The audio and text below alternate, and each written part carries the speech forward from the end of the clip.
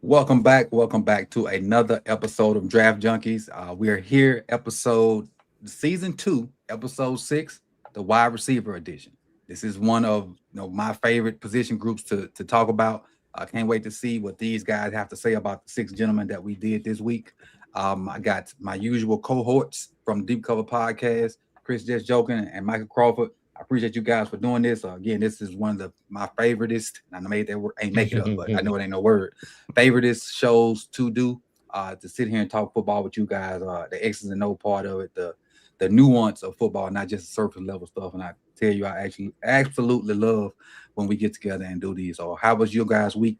From last week, and especially was there any other than the obvious that stood out for you from the combine before we get to these 6 gentlemen that we got? I would say for me, it was very different combine year because pretty much every year for the last, since I can remember, I've been dialed into that thing. And I wasn't this time for various reasons, but also some of it was a little bit intentional. Like I looked at numbers and stuff and saw little clips here and there as they came out. But because of what we are doing, and we're still in the midst of it, I said, let me not pull too much of that into it. Let me not put too much of that into my mind like I've done in the past. And I can go back, if I want to, but I said, let me not. So I'm trying to see how that's going to affect me, how that's going to play out this year. Like, because most times, I'm just in it, like glued to it. But this year I said, let me take a step back a little bit. Chris, yourself? I was pleasantly surprised with some of the players, some of the measurements, some of the times that we got. Some of my boys put on. Shout out to Stribling. I did not think he was that fast, but he is. So it was fun to finally put some numbers with what you think, because I know when we did the pass rush episode, the pass rushes episode, I was like, this guy might have sub 31 inch arms, and now we know for sure what the measurements are. So there's no more guessing. We have the proof now. So it's fun to see how what your eyes told you on tape versus what actually is going on with the measurements. One thing that stood out to me, other than like the obvious, the styles and recent and all those other different guys, is I did not know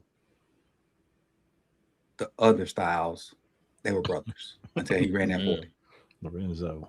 I did not know, and I don't watch a lot of Ohio State football. I watched that one game they played versus Miami, and I don't. Maybe they just didn't call his name that much. I don't even know if he played or not, but I did not know that. And to me, that household was the biggest winner of the combine, despite individual winners like may have made a few dollars or whatnot. That household made some money as a whole. Even Mrs. Styles, right? It was good for the entire family. That household made them some money this weekend. So with the combine in the background, we have some actual numbers to kind of go along with some tape that we have. And is there anybody from this weekend? Because I wasn't glued into it like I normally is too, Mike, but it wasn't because I didn't want to. I just was doing other stuff. But is there anybody that's like raised your antennas to make you say, I want to go back and watch tape on this person from this weekend? The Arkansas quarterback, Mike Washington. I need to go see him. The running back? The quarterback. Probably quarterback. Did I say? What did I say? You said quarterback. But that's running back. Sorry. Okay, I was gonna say Taylor Green. I need to go and watch him. I'm not really too in tune with the running back class, but what he did, and you look at the story of when he found out that he actually ran the 4.3, and then he starts crying because that's life changing stuff. So I want to go and watch that kid's tape. For you, Mike? I'd probably say, and I looked at him a little bit before the draft, but he tested extremely well. Was it Malachi Lawrence from UCF? Yeah. So his name was out there, so I'd looked at him a little bit, and then he's got a running mate there too at UCF who, not probably not the same level athlete, but you watch the tape and he getting after it too. But yeah, I definitely want to go back and watch some more Lawrence after that. And it's For funny me, because oh, his sorry. sorry, no, it's funny because his what do you call it? His teammate, Kelly, I think is his name. Yeah, that's the guy. I couldn't remember his name, but I was like, he doing some work out there too. Number 9, I think it was. He was. It's funny because he was at the Senior Bowl, and then Malachi Lawrence was at the Shrine Bowl, and people. I saw a lot of people were like, "Shouldn't that have been flipped?" Like when you when you watch them. So it was funny to see that. Oh, I guess Rodriguez too, right? Our linebacker. Jacob, Yeah. He tested well. hell yeah, he tested did. well. Yes, you did too now. Yeah. Well, Oh yeah. it should look good. Yeah. It should look good. Yeah. So it wasn't. I don't think we were like, oh, they not athletes, but at least for Rodriguez, I was kind of like, well, I wonder, testing wise. I care about what's on the field, of course. That's number one. But I was just curious, like what he would do, and I was like, okay, okay. For me, it's the kid from Mississippi State. I think it's Brennan something or last name Brennan. Oh, the wide receiver ran 4.2. Yeah, that's yeah. I don't know nothing about him. I can't wait to go back and see what he did on tape with that. See if that speed translates. Yeah, I think Danny talked about him a little bit, and I think Chris, you would know this better than me, so I might be wrong. But did he? If he didn't lead the SEC, he was like near the SEC, near the top in receiving, something like that. Oh, that I'm not too sure of. I don't know.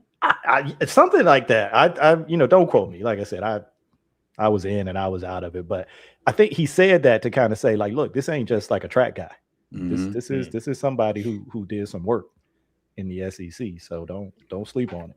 When it comes to stats, I'm clueless. Okay. Like I don't know. I didn't know either. When he said it, I was like, I don't even remember what the stat was. Oh, Chris says you can't be nice to me no more. What now? What I done do? What I did? What I done to Chris? We can't have this now. We can't have the people being mad at me. Let me know what I did so we can see how we rectify this. All right, let's dive into our guys for this week. We are doing Makai Lemon, Stribling, Denzel Stribling, I think that's how you say it. Carnell Tate, Denzel Boston, Jordan Tyson, and my personal favorite, KC Concepcion. Those are the guys that we're doing today, and we'll start with Makai Lemon. See if this works. Do I act right today? Yeah. All right. Makai Lemon, number 6, wide receiver from USC, 5'11", 190. 3 years at USC, and I'll do his last 2 in 2024. Had 411 snaps, 84.4 offensive grade, 85.3 reception grade, and a 60.7 run block grade. And then last year, 693 snaps with a 90.8 offensive grade, a 91.4 reception grade, and a 66.3 run block grade. At 114 targets, 81 catches, 1,234 yards, which was crazy when I typed that up because it's 1, 2, 3, 4. 544 yards a yak, 11 touchdowns, and he was 11 for 18 on contested catches at 5'11", with 23 missed tackles forced and 32 explosive plays. Chris was the guy that picked him, so I'll let him go first with what he saw on film. First thing that jumps out at you is this dude is tough. This dude, he does not play nearly to where his size, like what his size is. He plays bigger than that. For a smaller guy, he can come down with contested catches. He can make the acrobatic catch. He can make catches with people draped on him. Contact at the catch point does not bother him at all. And, you can see he's competitive as hell. He's going to block his ass off.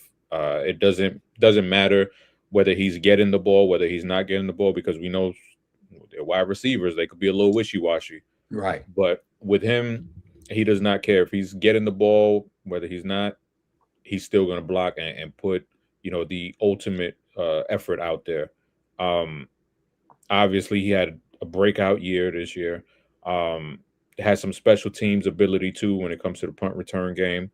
So there's always added value in that. And, we know that there's a good correlation between guys who were also the number 1 receiver, but also the punt returner as well. with him, obviously, he does have those size limitations where he's not going to be a big hulking outside receiver. He's going to be somebody that you'll probably have to move around the formation. He's not going to be your typical X receiver. He also doesn't have that top end speed that's going to be able to take the top off of a defense. I think he can get vertically sometimes, kind of like similar to Zay.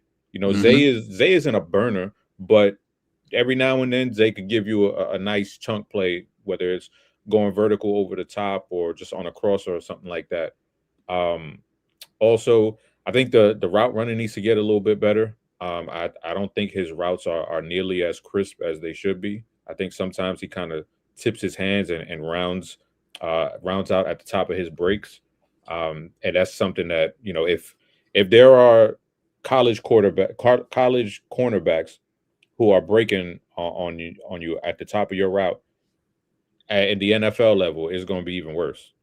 So you cannot have these rounded breaks. You can't be sloppy. Everything needs to be precise if you want to get open at the NFL level. And it's those are things that obviously all college wide receivers need to work on. But from what we have right now, just the toughness, the hands, the ability to get open versus man, or whether it's finding the soft spot in the zone, I think this dude is very impressive on the field. Yeah. Great ending. Great ending. Mike. Yeah, I'll stick to on the field too. I pretty much echo. I'm gonna echo a lot of the same things that Chris just said. Not the biggest guy, but wins contested catches with body position and my ball mentality. A lot of his game is about mentality, I think, because he just plays that physical style, and you see it in all parts of his game. Off the line of scrimmage, at the top of the route, at the catch point, running after the catch. Everything is about being physical, even though he's not the biggest guy. So it shows you that it's not just about the physical dimensions. Obviously, that's going to help. But if you have that mindset and play, that play demeanor on the field, you could be as physical as anybody else out there, even if you're not the biggest dude out there or the fastest dude, like Chris said. But it's got plus run after catch ability, more of a make you miss and sort of tackle breaker, right? Contact balance, that kind of thing. Not necessarily somebody who's going to stick their foot in the ground and like outrun everybody, but he's going to break tackles in his way.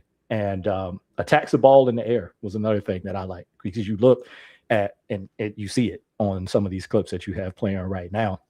He may be going up against a bigger corner, but if you attack the ball at his highest point, while the other guy, maybe he doesn't quite see it or he hasn't quite gotten into position, you still gonna have opportunity to come down with those balls if you're aggressive in that way. So I just think it all stems from his mindset. Everything is about being physical, being aggressive, and I think that's what allows him to excel, even though he might not have some of the dimensions or some of the the physical attributes, top end speed, as maybe other guys have. All right, and what I have for him, quickness. His first step on the initial release is really good. He can get them with that, but I don't think he have like the long speed. And I think one of y'all mentioned it about him being similar to Zay, really quicker than fast,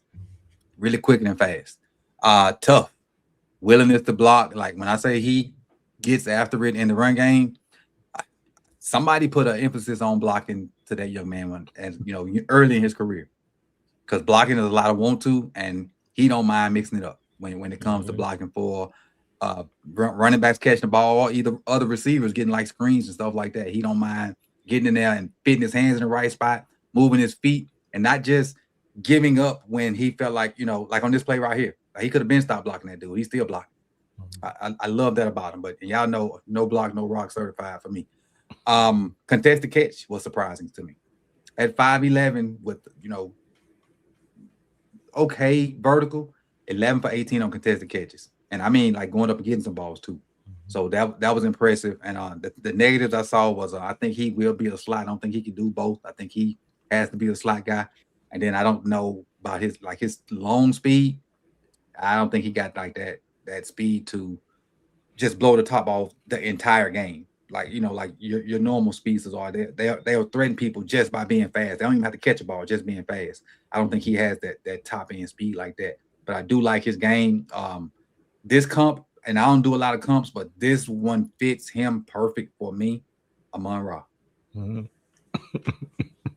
That's been the one throughout the process. That's been the one for him. At the same school, kind of playing, out of the slot predominantly, and a very similar play style. Like you said, and Amon-Ra too. Not a guy who's known to take the top off defenses, but fast enough. Fast enough to get it done. Fast enough to not get caught. Mhm. All right, let's move on to our next guy. Let me delete this one and bring up our next dude. So make sure this still working over my shoulder. Oh yeah, there we go. Denzel Stribling. Let me see if it'll play. One more click. Yeah, we in business. I love when the plan come together. We in business. All right. First thing, Denzel Stribling is an Hawaiian. I did not know that. He's a native of Hawaii, but played at 3 different schools. 2021 at Washington State, 2022 at Washington State, and then I'll throw his stat line out there starting in 2023 when he transferred to Oklahoma State. So Oklahoma State, 183 snaps, 71 offensive grade, 72 reception grade, 51 run block. 2024, still at Oklahoma State, 614 snaps, 77.7 offensive grade, 77.5 reception grade, and a 72.9 run block grade. Transferred again to Ole Miss, and that's what you see on the screen here. 766 snaps, a 79.2 offensive grade, 78.8 reception grade, and a 76.6 run block grade. 79 targets, 56 catches, 818 yards, 400 of those being of yak, 6 touchdowns, 9 of 22 in contested catches, 12 missed tackles, 4, 18 explosives, and he's 6'2", 210 pounds. He's number 1 on your screen. So Chris, start us off with Denzel Stribling. Well, hopefully y'all see what school he went to. Mm-hmm. See it on the screen? What school he went to? I see it. Okay, just make sure you see it. As a native Mississippian, I can do that. Absolutely. So yeah, Stribling, he's somebody who it didn't jump off the screen for me, but he was somebody that I thought there was interesting usage for. You see him move all around. There are times where you see him throwing blocks on Ruben Bain. Now, it didn't go well, but nope. Like Ocho Cinco and Ray Lewis. Yeah, exactly. But you see him use out of the backfield to be a lead blocker. Sometimes you see him blocking on the outside. Obviously, he lines up on the outside as an X receiver, but then you see him on the inside as well. He just does everything. He'll line up in the backfield too. I think he was kind of, I don't want to say misused, but I kind of think he was underutilized for when you look at the testing numbers. And then when they actually told him to get vertical, like he was able to make plays. Yeah. He was able to get over the top and be able to stack defenders. To me, I think this is somebody who can be one of those diamonds in the rough where he just comes out of nowhere. I don't want to say he's Puka because that's just like, that's not just a comp that you throw out just like that and you just say. But I think this is somebody who can come in and land in the right system, utilize his skill set, and I think he's somebody that folks will be like, damn, where the hell did this dude come from? Why did he get drafted in such and such round? I don't know if he'll be a 3rd rounder. I don't know if he'll be a 4th rounder. But I think this guy, he does everything well. I don't think he's a master at anything yet, but he's just a football player. He is a football player. And I was telling Mike and Kerry, he reminded me a lot of Jawan Jennings. Just the toughness that he has, the kind of mentality that he plays with, the physicality that he plays with. He's not there as a route runner, but I think that you can get somebody who can have that Jawan Jennings type of mentality, but with that 4-3 juice to go with it. Mike? Okay, yeah, that and we saw that Georgia clip where he's going up the left sideline and the safety tried to take an angle and he outran him. So I saw that before the combine and I didn't know what he was going to run, but I was like, okay, this dude can run. I mean, if you can outrun angles, then you can run. Right. I didn't know if that would be 4.36, but clearly that shows up on tape. So I said breakaway speed to outrun pursuit angles. Um, Frame separation as the ball arrives. I got that term from Matt Waldman. I stole that years ago because he called it when people would talk about, oh, they push it off. They sticking their arm out, they pushing off. He said, no, they just frame a separation. So I steal that because he'll do that. I've noticed he'll do that sometimes on some of those fades. He'll get that little chicken wing, little arm bar out there just to create just a little bit more space as that ball gets there. I like that. I thought he was a pretty consistent hands catcher. I didn't see him do a tremendous amount of body catching. I think he is kind of a linear mover. I don't know. This is an extreme comparison, but I'm using it just to give people, something to visualize. Think about the way Zay moves, right? Zay Flowers, Stribling doesn't move that way, right? He's more of a linear kind of straight line mover. I think that he can make you miss after the catch in terms of his run after the catch. But it's more about if somebody takes a bad angle or if they miss a tackle, you're not going to catch it, right? It's not so much about making cuts, juking people, breaking tackles. It ain't wop wop. Nah. It's not wop wop. It's definitely not wop wop. But like I said, you take the wrong angle or you don't wrap him up and bring him down, you're not going to catch him if he can get up to top speed. This was interesting to me too because I had this note because he does look very physical as a blocker, but sometimes at the catch point when the ball is arriving, it doesn't look as physical. So I'm like, I need to see a little bit more as that ball is arriving because you see some of those contested situations and you threw out those numbers, coach. And it's like, okay, where's that same mentality that I see when you blocking in the run game, right? When it's time to fight for the ball. So I'd like, I know it's in him. If you can if you got that kind of want to in the run game, we can get it in other places. So I know it's there. That was a little confusing to me. I don't think he creates a lot of separation at the top of his routes when it's a hard breaking route, when it's like a 90-degree break, right? Sharp cuts, outs or ins. But if he is runaway routes where post fade deep over, that's it. Post fade deep over. That vertical separation. Because that's my last note right there. Go balls, fades, and back shoulders. I was like, this is what and he can make a living in the NFL doing that. Yeah, a really good living. And that's not to say he can't do anything else. This is what I see right now. Right. It doesn't mean he can't develop, the rest of the route tree and be better at some of those other routes. But right now, that's where he's at. That's where he's at to me. But I think Chris's point is there's a lot of raw material there to work with. And for me, a lot of what you guys said, I see. The only thing that baffled me, like you said, Mike, was I watched all those contested catches first. And some of them, the contact was minuscule. And for him to be 6'2", 200 or something, I expect him to catch the ball despite those mosquitoes being around him. He allowed the mosquitoes to make him drop the ball.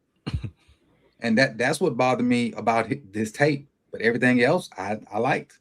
I liked him, run blocking. I liked him, what he could do, with his skill set after the ball.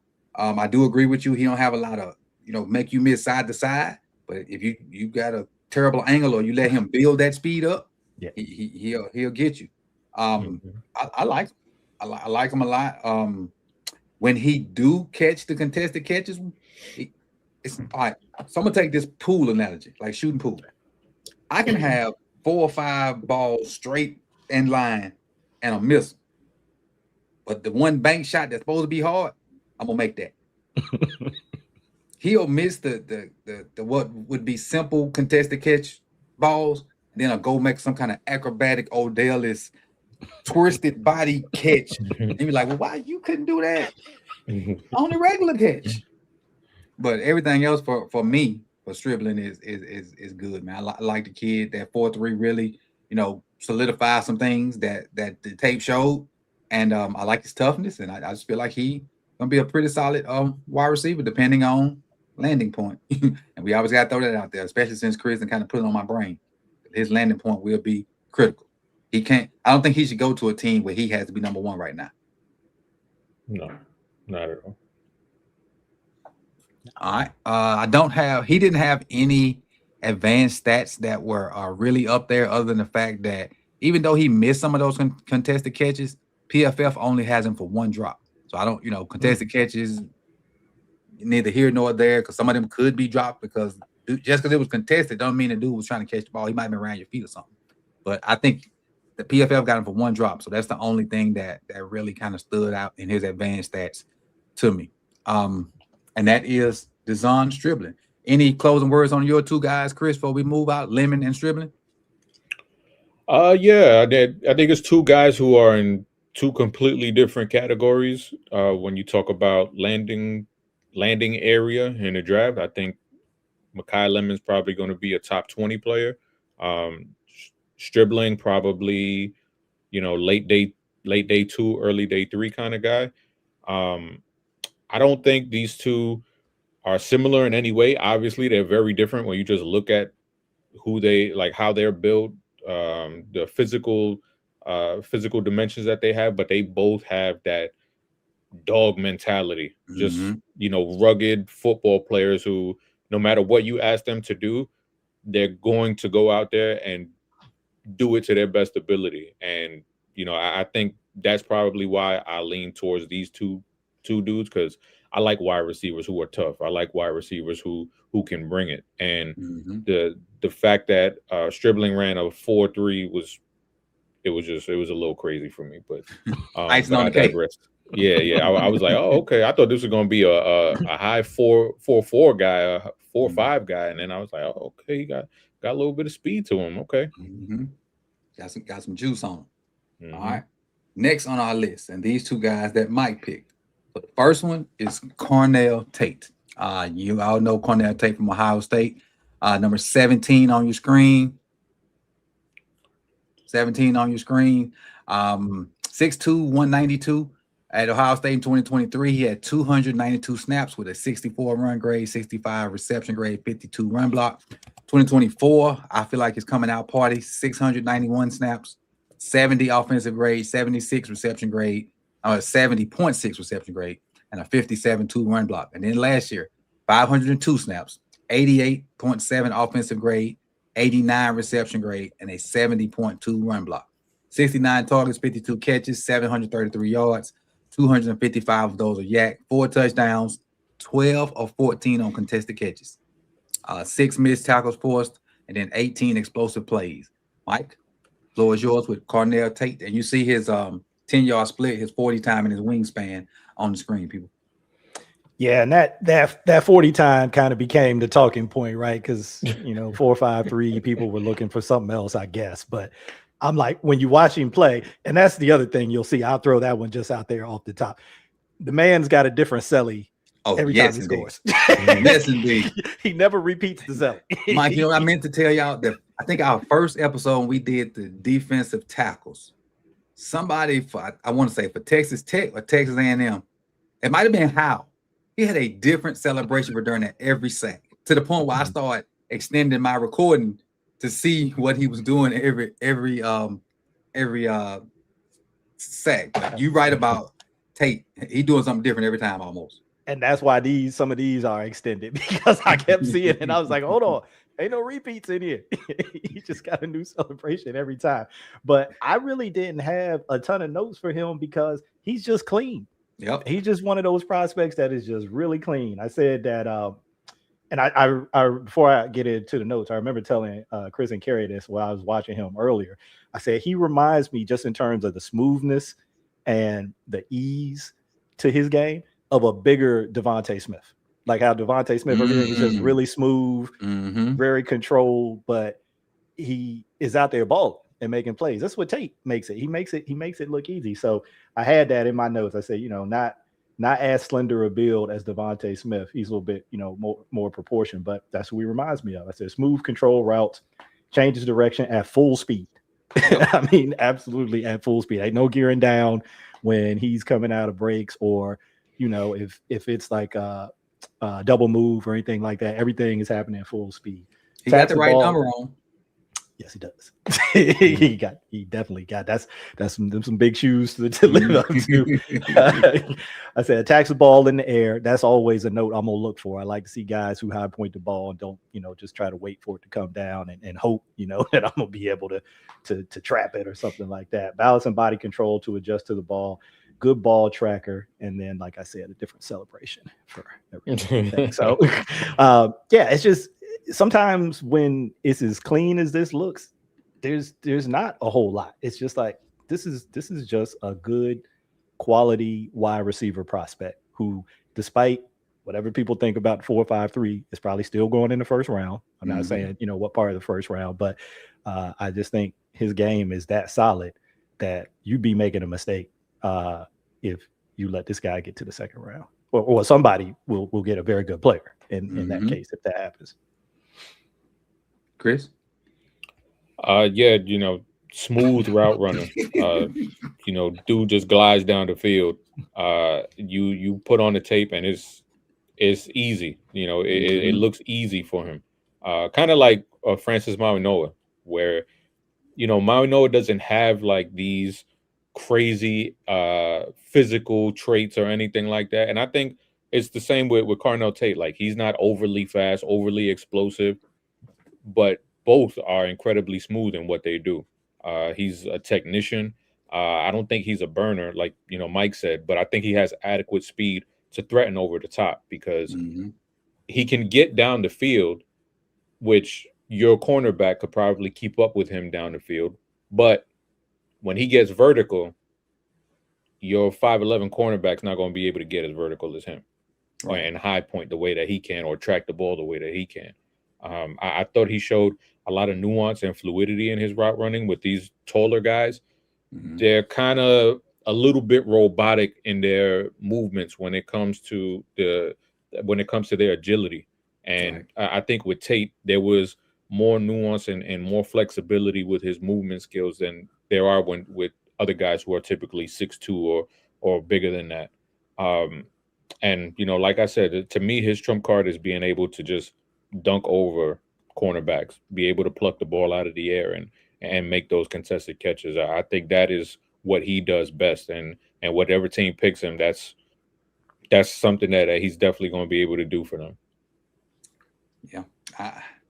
What I got for him, Tate is a smooth, savvy runner who understands how to get open quickly. This dude in and out without changing directions is high level. That's why I say he had the right number on. I ain't gonna say it, not at the line of scrimmage yet. But 3 or 4 yards after the route started, if that ain't Devontae Adams, he don't have the feet Tay got for the release yet. But after the release part, when Devontae Adams. When he's stemming you, nasty. He opened so many DBs hip the wrong way is crazy.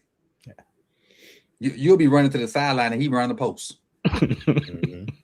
Yeah, because everything's at the same speed. He don't slow down. Yeah, and it's a little beef out there, with Carnell's time, because somebody put an article out saying that try to be negative about the 4.5. And I want to say Schefter posted some screenshots, I guess, of him asking people what they had Tate on their hand watch, and everybody, the 4 pictures he posted was 4.4 something. Yeah, none of the people that he asked replied with 4.5 anything. It was all 4.4 something. It wasn't nothing crazy like a low 4.1, but it was 4.4 something, and that little bit makes a difference because his game speed looks faster than 4.5. And that's all that matters. So smooth. Yeah, that's all that matters. If you can have that speed on the field and also have the fluidity that he has when it comes to that agility, that's a deadly combination. He is. You see that route right there? When you can start and stop like that, that's plenty fast. You back at the sideline already posing for your toe tap. The DB just not realizing you stopped and trying to get out the break. Yeah, that's crazy. That's plenty fast. And coach, you coach this position, so you know it even better. But that's really what it's about is being able to start and stop and change direction. Yeah, at the same speed. Yeah, yeah. If you can do that, these DBs don't have a chance. Yep, because you know where you're going. If you tempo it. the fast cats that can tempo it, them be your really good receivers. Because Yeah. now you don't know what's the full speed until it's sometimes too late. Yeah. Mhm. You see that right there. I mean, when that guy jumps inside of you like that, when he's stemming you and he's coming at you, and you still trying to figure out what is this route, and then that's it. He just jumped inside you, and you can't catch it. what So I'm Bryce like, say? Everything a fade till it ain't. that's it. That's it. Make I everything think look that way. them losing hardline is really gonna hurt them a little bit. Damn sure it's not gonna help. Nah, the way he was putting them out there, What? man. He churned them out. Now they was getting some dogs in there. Yeah, they were. They in were. terms of They talent. were.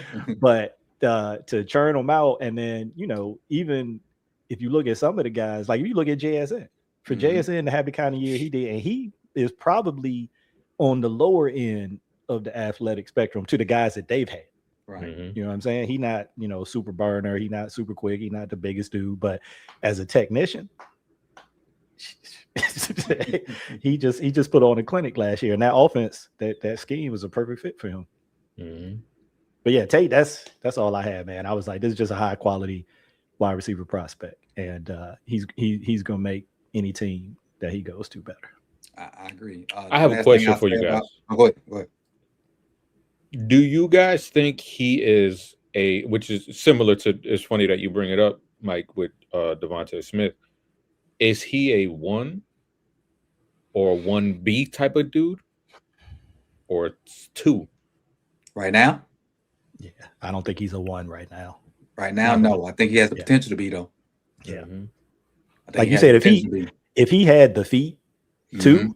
that you were talking about, then yeah, that might put him, in that 1B. It's hard to be like a true 1 Coming out. you know what I mean? Coming Yeah. out. There's What old boy did in Carolina, that's tough. yeah, those guys are rare. Tip. Yeah. Those dudes are special. But yeah, I think if he can develop that release game, it's crazy. The celebrations are crazy. If he could develop that release game that coach was talking about to combine with what he already does in his route, then he could get closer to that. Yeah, he ain't far from it. He definitely ain't far from it. Definitely. All right. Advanced stats for Tate. PFF has him with no drops this year, which was I can see that. Mhm. I can't recall him while watching his tape. Not saying I watched every snap, but I don't remember a drop in there. So that's big. Hands and all three of these guys we talked about so far, hands catchers. All three of them pluck the ball out the air. Mhm. So I think it'd be more interesting to say when we find somebody that don't do it, because these three that we don't watch so far, they go get the ball with their hands. And I would say this, and I'm gonna move on from them. Be on the lookout for wide receivers coming from UCF in the next 3 to 4 years. Oh yeah. Because you think about Heartline is now in Florida. Mhm.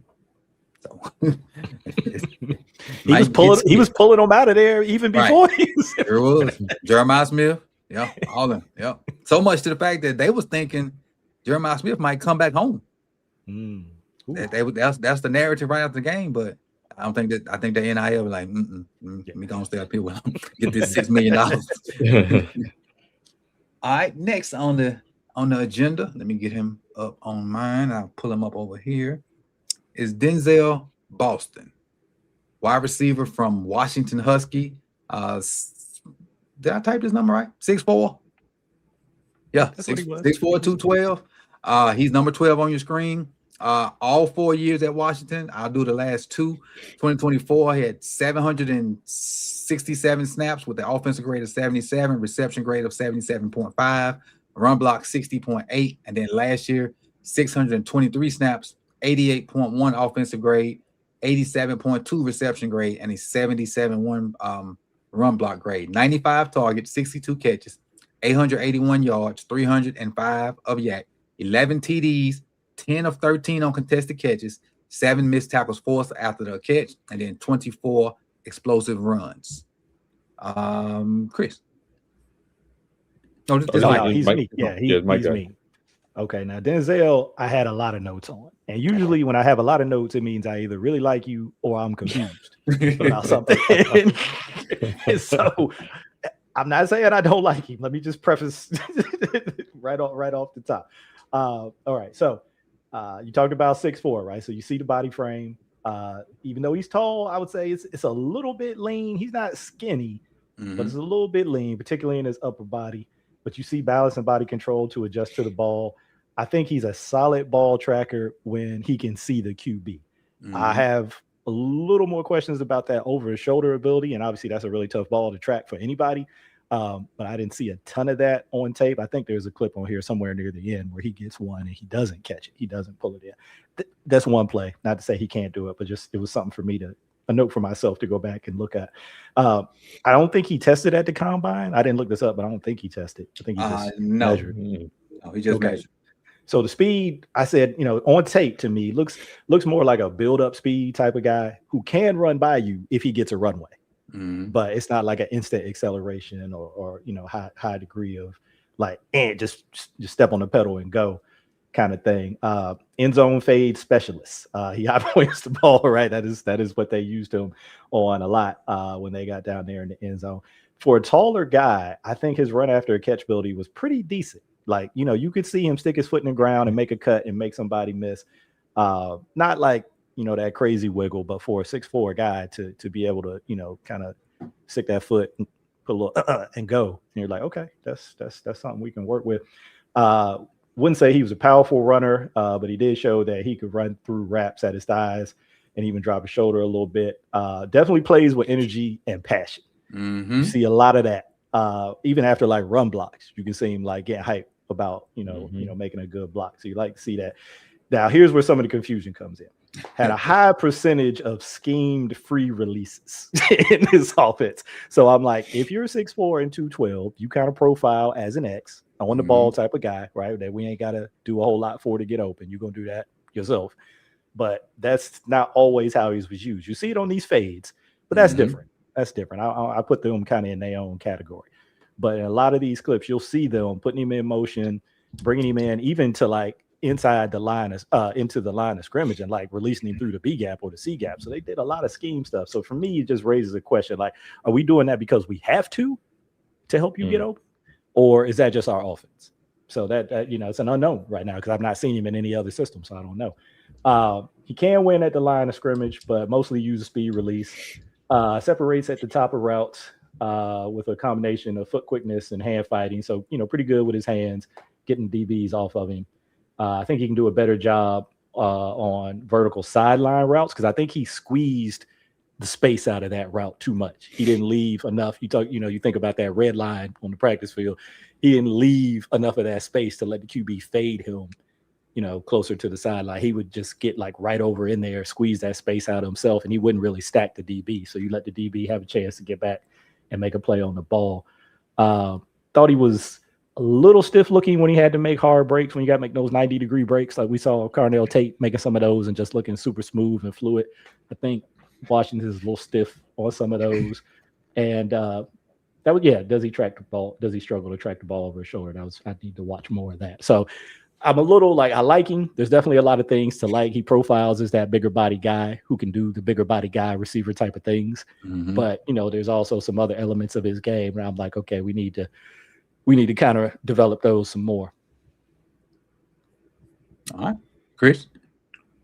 Yeah, you talk about a guy who we spoke about it with Carnell Tate being able to pluck the ball out of the air and play above the rim. And this Boston, he damn near Vince Carter above the rim sometimes. I thought he was, like Mike said, I thought he was kind of stiff in his movements, like because we just watched Carnell Tate, and the way you watch him move, and then when you watch Denzel Boston move in these clips, and not just these clips, but throughout his game, you see that there's a clear lack of wiggle to his game. There's a clear lack of tight area burst where you get out of your break and then you accelerate into your route, into your break. And in the NFL, if you cannot do that, it's going to be a tough time for you. And I'm not comparing him to what's the Keon Coleman. There were some similarities with that where he was a big guy who can win above the rim, but Then when it came to the intermediate routes, there wasn't that burst to getting out of your break. And that's so pivotal in the NFL. So Mhm. pivotal because everyone can jump high in the NFL. Everyone has long speed in the NFL. Everyone's strong in the NFL. Yep. So if you can build on that, and I'm not saying that Keon Coleman is Denzel Boston because that I don't see them like that, but just as far as where they kind of struggle, just as far as body movement, I think there's some similarities there. Um, but I do think that Boston has that kind of Michael Pittman, like a little bit of Michael Mhm. Pittman to him, where I see that. Michael Pittman isn't like he isn't just an X receiver, like Right. a George Pickens. You see them All right move now. him into the slot, and you see him move him all over the place. And I think Boston, if he gets in the right spot, I think you could see a team utilize him in that way, kind of like the way that like the Rams kind of use Cooper Cup, the way they Mhm. used Puka, kind of in that role where he's not just an X. And then you see his big butt inserting on them little run Mhm. folds they do. Yep. Yeah, because like Mike said, man, he can bring it when it comes Yeah. to the run blocking. Yeah, which I like. I like that particular. I like how they married those concepts up. So they got the one where they'll motion him in and insert him in the run game, but then they'll also release him in the pass game. Same Mhm. thing. He'll come in the same way and he'll release and run like an over. So I like kind of what they were doing with him. But to Chris's point, did they feel like they had to do that because on his own he was going to struggle to create that kind of separation? So you got to get him a free release. You got to get a corner off to give him a Mhm. little bit of space in a runway. I don't know about that. What I had for him, and his frame is prototypical X receiver. Now, whether he's going to be an X, that's yet to be determined. But he definitely has the frame, and that's something a lot of people can't say that they have. Route running is okay for a guy that size. It ain't as smooth as Tate. It's it's when you get them really tall receivers, you expect them to be like we talked about earlier, fade, post, long routes. He can run intermediate routes okay. He ain't the greatest at them, but he okay at them. Contested catches, we talked about it earlier, him dunking on folks, and he plays above the rim when he goes and gets it. The top end speed, I don't know if it's there. Um, you know, I really question because he's one of them guys that didn't run at the combine, so we don't really know. But with all that being said, the biggest red flag for me is, and it's on the screen there, is his production versus the elite schools. And I'm gonna read them numbers to you versus the three elites. I feel like elite schools he played against. First versus Ohio State, 3 for 26. The next elite school I feel like he played against Michigan. Did all right against Michigan, 4 for 71. Then you come back with the last, I feel like elite school he played against was Oregon, 4 for 25. Yeah. Disappeared in the big ones. He go for what? 71 yards versus Michigan, then bounce back the next week with 153 versus Illinois. Yeah. And like you said, that's problematic because in the NFL, every week is the big one. Right. There ain't no weeks off no more. So we need you to have that consistent production game in and game out. And if you can't do it against the top dog schools in college, every week is the top dog in the NFL. So it does make you wonder. All right, and we're down to our last two. And these are two guys that I picked. We'll start with my man right here. I've seen this name in the chat a good little bit while we've been talking. It is Jordan Tyson. If you don't know, he started his career in Colorado. He was at Colorado when Deion got there. He was one of them guys in that meeting that when Deion said, "I'm bringing my luggage in this Louis, and a lot of y'all can leave," he left. He left. So he played that 1 year at Colorado. The next year he was at Arizona State. He had 17 snaps, 51 offensive grade, 53 reception grade, 55 run block. 2024, 738 snaps, 80 offensive grade, 83.3 reception grade, 60.4 run block grade. And this the season, had he stayed in Colorado, he'd have been out there with LeJounte. Will Shepard, we wouldn't know who Will Shepard was if this kid would have stayed. It'd have been LeJounte, it'd have been Travis, and it'd have been Jimmy Horn and this kid. but he had left and went on. Then last year, 555 snaps, 83.7 offensive grade, 85.3 reception grade, and a 57.6 run block grade. 97 targets, 61 catches, 711 yards, 281 yak, 8 touchdowns, 8 of 19 contested catches. And I got a caveat on this number. I got a caveat on that contested catch. I'll come back to it in a second. 7 missed tackles forced after the catch and 19 explosives. The caveat for those contested catches, his contested catches that he didn't catch, they weren't straight up, okay, I'm just trying to out-jump you. They were body contorting balls that he probably shouldn't even have a chance to touch, that he was at least making an attempt on. Yeah. And I said this same statement about somebody else 2 years ago, and they turned out to be not very good. And Chris mentioned him a minute ago, Keon Coleman. That was the thing about Keon Coleman with contested catches and drops. But when I went back and watched Keon Coleman, Jordan Travis was throwing terrible balls. Yeah. And because Keon Coleman was so athletic with his basketball background, he was making attempts and getting hands on those balls that he had no business even going after. And so that made his numbers go down. But with Jordan, I see a kid that understands how to run routes, that has some of that same savvy that Carnell Tate has, but not to the ability of Tate. I do see a guy that will go up and make the big plays on the contested catches because he has a good deal of body control and body contortion. His speed is deceptive because he's one of the cats I've seen so far that can tempo his routes. He can tempo his routes and be real deceptive with it. And so you don't really know how fast he is until he get up on you. And the public don't really know how fast he didn't run yet. Even though he did do bench press. I don't know why you would go and do that unless you want people to think you're strong. But and it was an asterisk on some of those bench presses. like Dion used to say, Jerry Rice and Michael Irvin are not gonna come and lay across my chest. So why do I need to do? What is that showing anybody? Exactly. I think KD in that same boat too. He ain't worried about no bench press. But Jordan Tyson, he's one of them ones, and a lot of his drops ain't because of just like this play right here. Amazed me. That was a crazy play where he hurdled the dude and he got in the end zone. Yes, that was crazy.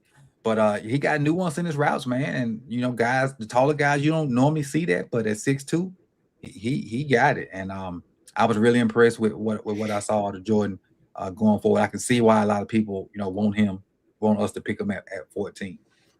Mike?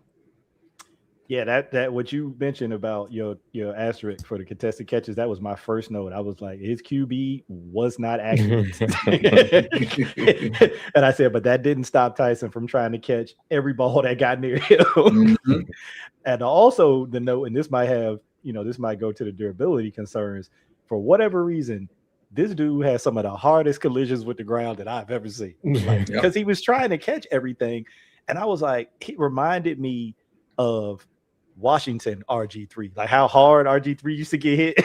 I was like, I've never seen anybody get hit this hard or take this kind of hard collision to the ground as often as Tyson. But it's because he's going after everything.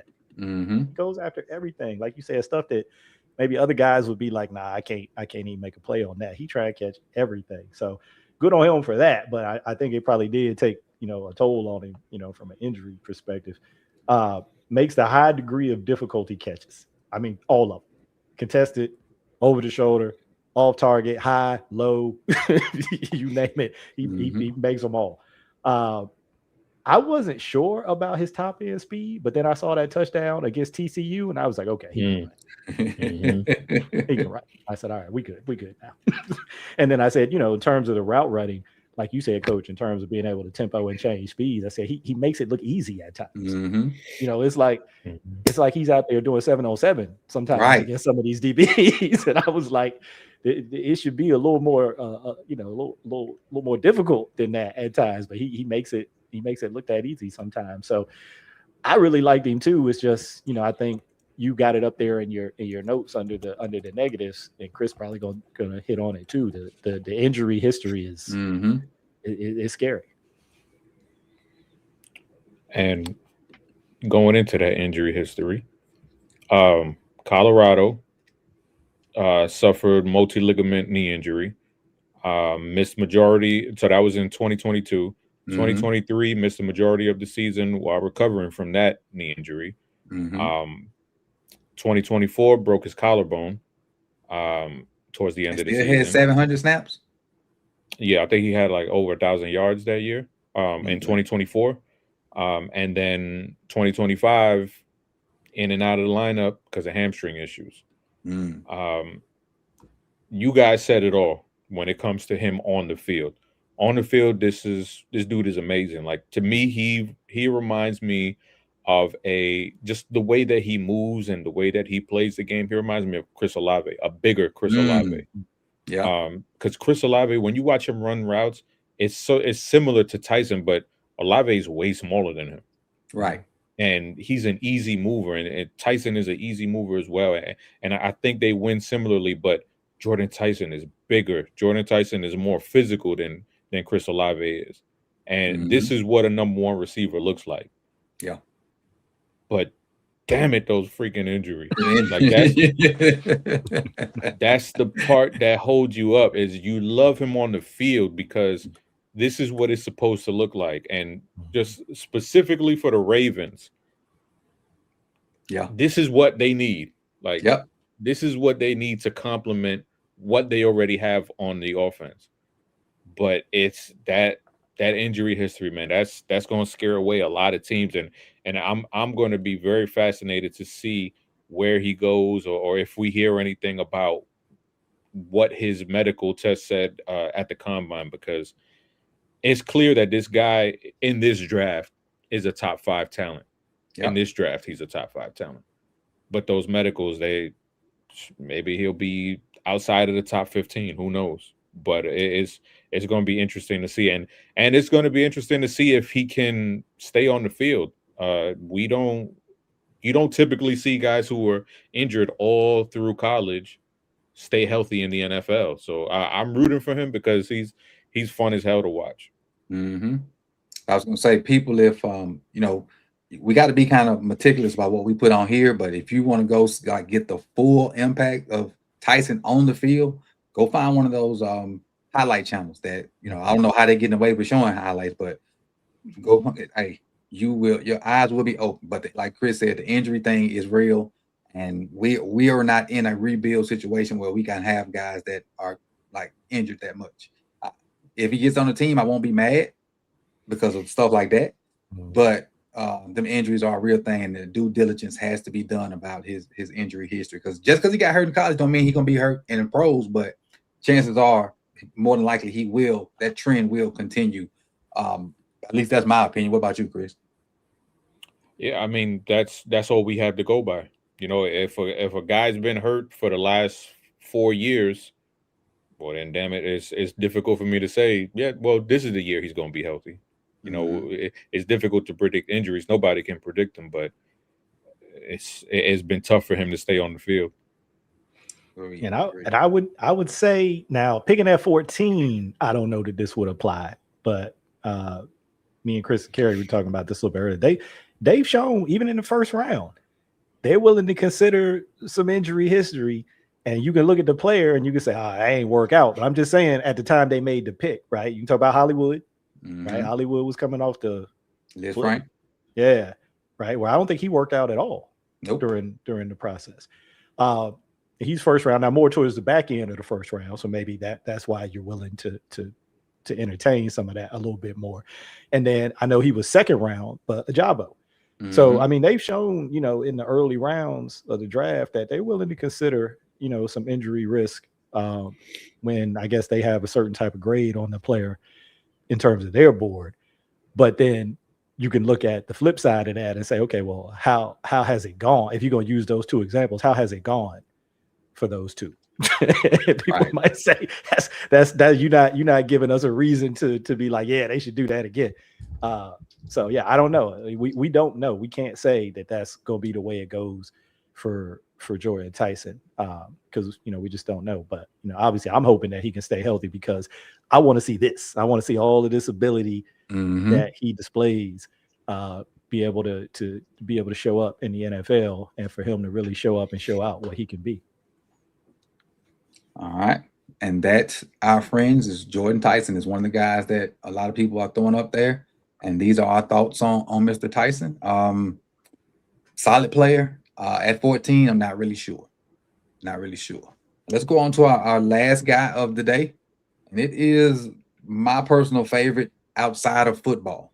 The stuff he had to endure this weekend was, I hope my mother-in-law not watching, but that was some bullshit on football fans in general. But it's obvious that he has something, but and it came out he had a speech impediment. Mm-hmm. And for people to take that interview and try to make fun of it and just be buttholes, that really burned me up. Like, because I'm like, when I'm in the classroom, if I hear kids talking about another kid and it's obvious that they can't help it, I lose my stuff to the point where I be waiting on a phone call when I get home to say, hey, like from the principal, like, hey, did you say X, Y, Z? But I do not tolerate that, and that stuff burns me up. Like, and as a whole, we shouldn't do that. So I commend him for getting up there, speaking his truth. Even have to put out the statement he made on IG the next day. And but I really feel like this situation will inspire somebody that has a speech impediment to try to be better and not be as shy and not be as in their shell as they normally would be. Because, I mean, at the end, we all humans. Yeah, because I'm talking just fine right now. I wish I had half his talent. Yeah, he had way more people came out supporting him for saying what he said and doing what he did than those people who was trying to clown. And like you said, quite honestly, F them. Yeah, right. You know what I'm saying? If that's how you go approach something, that's real life, that's not just about football or a game, and that's how you going. That's what your comment is on it. F you, man. Don't nobody care what you got to say. I agree. As far as his background, we out soapbox now. And Chris, unless you had a comment on it, you want with us? No, when I was a kid, I used to stutter too. So, hey, fuck them people that talking shit about you. I knew it was coming. I was able to get over it, and sometimes it's people that it sticks with them their whole life. So, you got to learn to just tell people to go fuck themselves, man. Like, this is who I am. It's not stopping me from doing what I want to do or being who I want to be. If you got a problem with yourself, then that's on you. But I love who I am. Agreed. All right, now to the football part. 2023, he was born in New York, moved to Charlotte. So he's a native New Yorker, but grew up in Charlotte. Look at that kickoff return, that punt return. 2023 at NC State, 558 snaps, 78 offensive grade, 76 reception grade, and a 50 run block grade. 2024, still at NC State, 568 snaps, 60.6 offensive grade, 60 reception grade, 53.1 run block grade. And then last year he transferred to Texas A&M to get the bag, because we know them Texas schools got it. And that's Texas A&M, and Texas Tech. They all got it. And SMU, and TCU. They all get, you want money, go to Texas.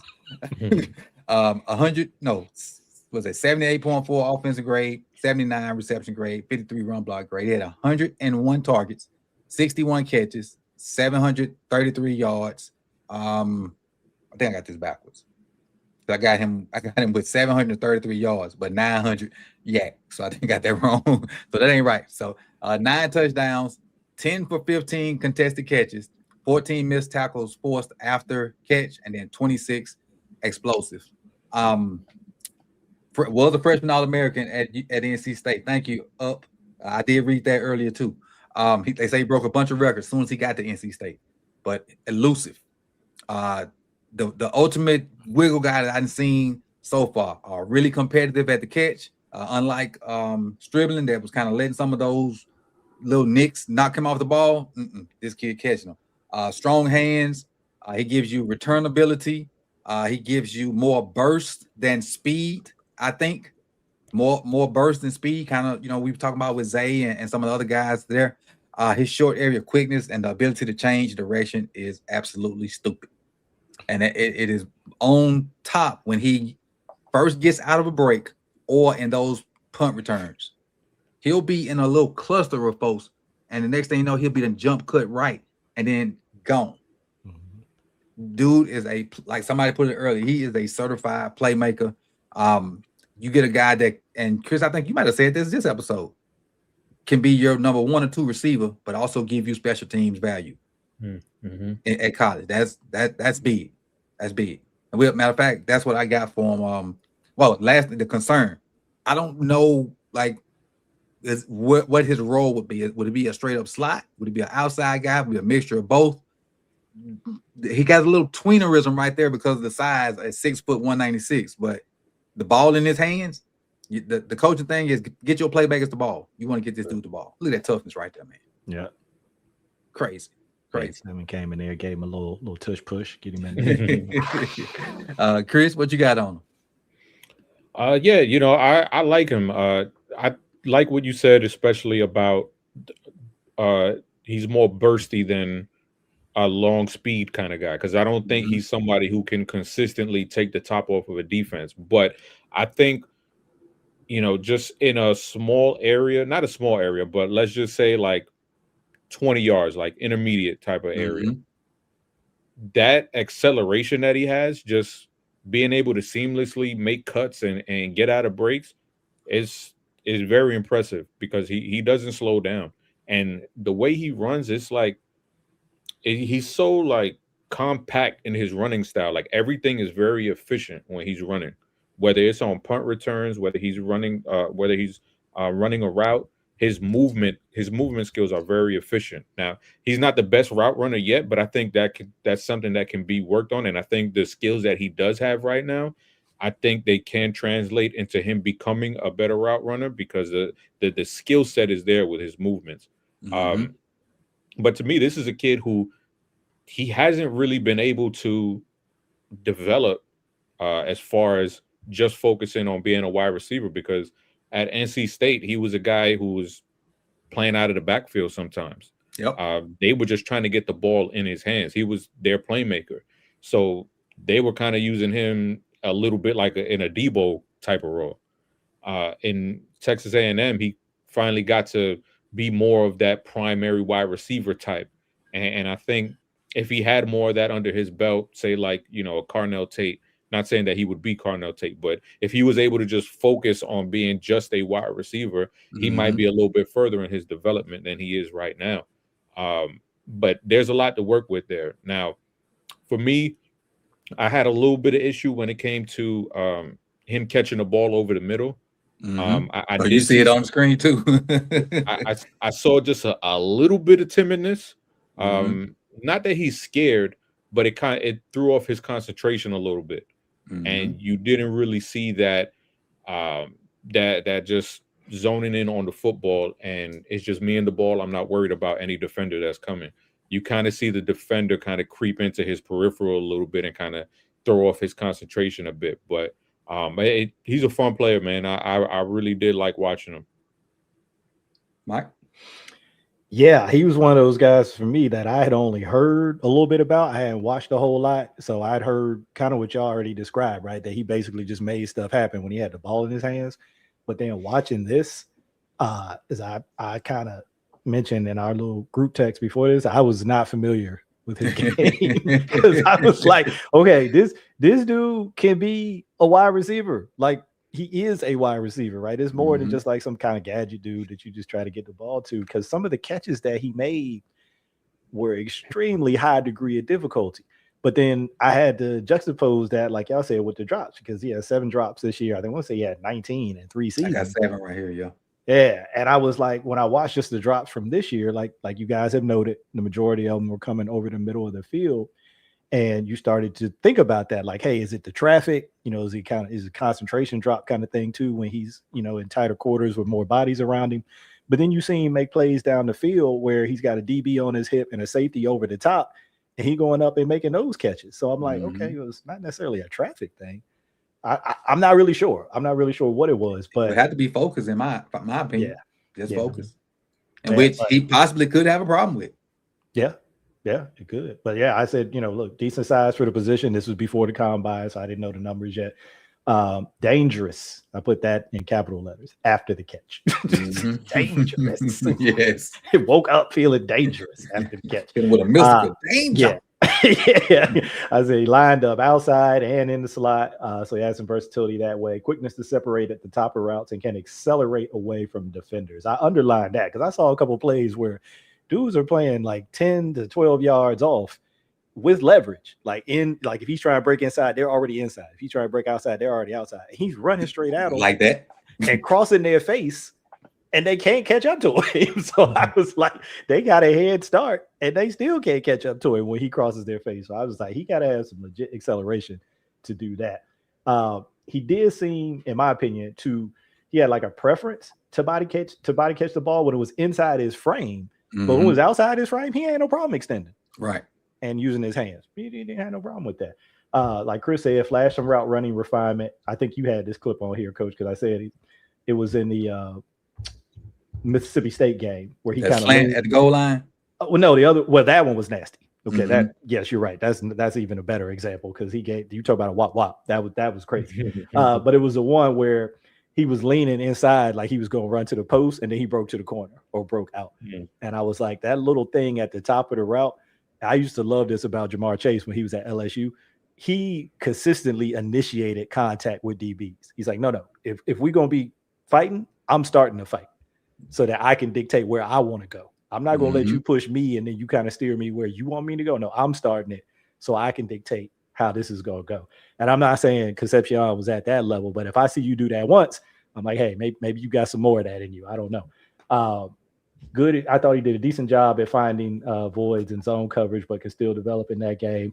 Said above average vertical. I put a question mark after that because I didn't know the number, but I was like, he was getting up there. He was definitely getting up there on some of the balls. So I think he can go up and he can get it. Good contact balance. This is where you see it run after the catch and in the punt returns, especially when wraps are at or below his ankles. And he'll use that little balance touch, that little kickstand, put that arm down, keep himself up on the ground. And then, of course, the special teams value that you talked about had, 26 returns for 460 yards and 2 TDs. Man, I put him and LeJohntay back there. Give me 2. y'all can just punt it out of bounds or kick it in the end zone if you're close enough to do so. But if you keep it in play, you're going to have to deal with something. Yeah, his special team value is really, really up there. Now, this is how I've learned about it before the speech impediment stuff, before we started to do this. I'm watching them play Miami in the playoff game, and he don't have a lot of yards. He finished that game with 4 catches for 33 yards. But there were some times when this cat was so open, I'm like, why is this dude still running open and we ain't guarding him? And a couple of third down plays he made, but his burst where he was getting off the Miami receiver, like, who is this dude? I need to know who this is. And come to find out, he was coming out. And so I already had a little liking to him just from that one game. And then to come back and see his tape. I wish we were secure in other aspects. Because this would be a dude I would love to have on the team. For a number of reasons. He fills special teams roles. He can give you another versatile receiver since we don't have a quote unquote number one. He's a guy that can take a little check down or a little drag route and find the end zone. He can take a 3-yard throw and go make something happen. Because he got that shiftiness. He got the shifty button from CFB 26. He got he ain't got the top end speed, but he got purple shifty. And he uses it. And for those that play the game, if you got that purple shifty, you got something. So but outside of the wait a minute, both of y'all go? Okay. Yeah, we were.